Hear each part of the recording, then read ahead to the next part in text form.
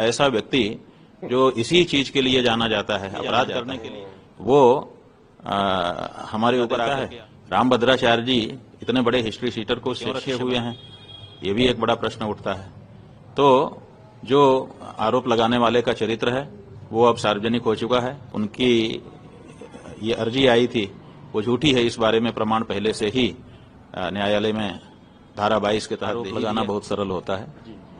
कोई भी किसी के ऊपर भी आरोप लगाने के लिए स्वतंत्र है। तो जब भी किसी को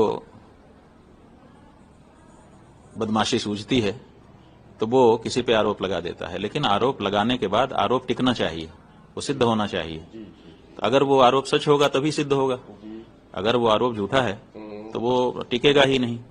और अभी तो लोगों ने हमको बताया है कि जिस व्यक्ति के द्वारा ये आरोप लगाए गए हैं वो खुद जो है हिस्ट्री शीटर है।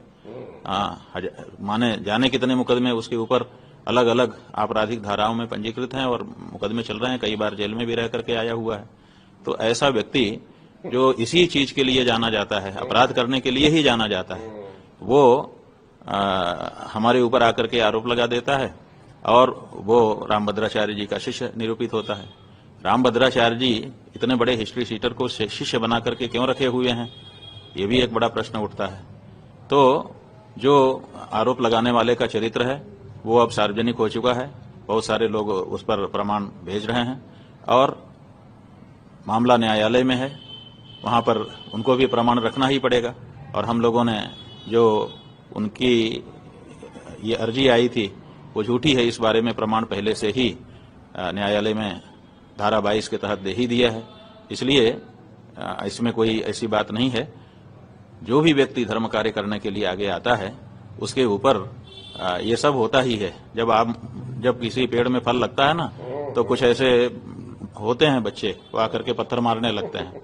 तो उनके पत्थर मारने से जो वृक्ष है वो अपना स्वभाव थोड़े छोड़ देता है। इसलिए हम लोगों के द्वारा जो गौ माता की रक्षा की आवाज उठाई गई है वो बिल्कुल उठाई जाती रहेगी।